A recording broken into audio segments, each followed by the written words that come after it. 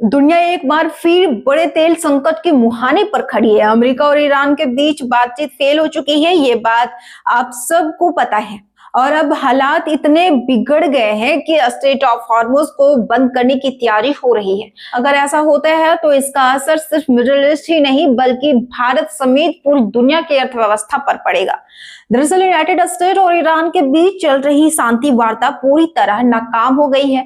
इसके बाद अमेरिकी राष्ट्रपति डोनाल्ड ट्रंप ने बड़ा बयान दिया है कि अमेरिकी नौसेना अब स्ट्रेट ऑफ हॉर्मुज की नाकेबंदी शुरू कर सकती है। इसका मतलब है ईरान का तेल बाहर जाना लगभग बंद हो जाएगा। जैसे ही ये खबर आई, अंतर्राष्ट्रीय बाजार में कच्चे तेल की कीमतें तेजी से बढ़ गई।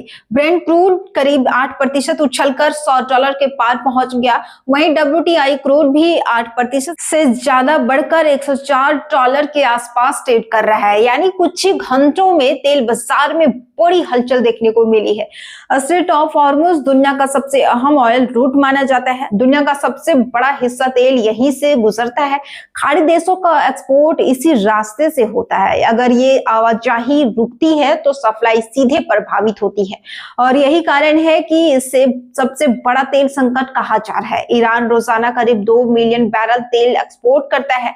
अगर नाकेबंदी होती है, ये पूरा एक्सपोर्ट रुक जाएगा, ग्लोबल सप्लाई कम हो जाएगी और कीमतें और तेजी से बढ़ सकती है।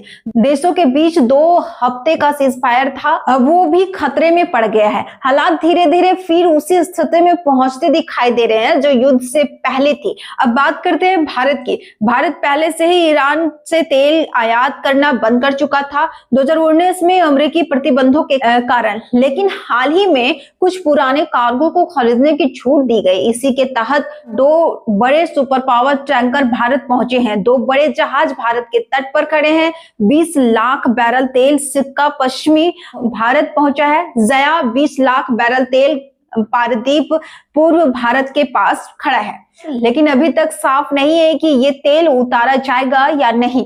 भारत की बड़ी रिफाइनरी कंपनियां इन पोर्ट्स का इस्तेमाल करती है। Indian Oil Corporation, Paradip, Reliance Industries Sikka, Bharat petroleum सिक्का, इन कंपनियों पर भी इस संकट का सीधा असर पड़ सकता है। अब सबसे बड़ा सवाल ये है कि क्या ये नई नाकेबंदी पहले से खरीदे गए तेल पर भी लागू होगी? अगर हाँ, तो जहाजों को वापस लौटाना पड़ सकता है और भारत को फिर से ईरानी तेल के लिए इंतजार करना पड़ेगा। डोनाल्ड ट्रंप ने कहा है कि आने वाले समय में तेल और गैस की कीमतें घट भी सकती है या बढ़ भी सकती है। यानी बाजार में अनिश्चितता बनी हुई है, खासकर अमेरिका के मिड टर्म चुनाव से पहले। अगर ये संकट और बढ़ता है, दुनिया भर में महंगाई बढ़ सकती है, पेट्रोल डीजल महंगे होंगे और कई देशों की अर्थव्यवस्था पर दबाव पड़ेगा। अमेरिका और ईरान तनाव तेल सप्लाई पर खतरा है।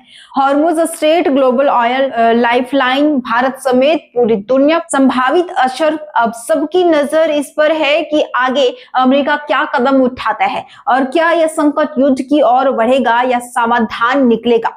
ऐसे ही बड़े अंतर्राष्ट्रीय मुद्दों को आसान भाषा में समझने के लिए आप जुड़े रहिए कारोबार के साथ। Bureau report.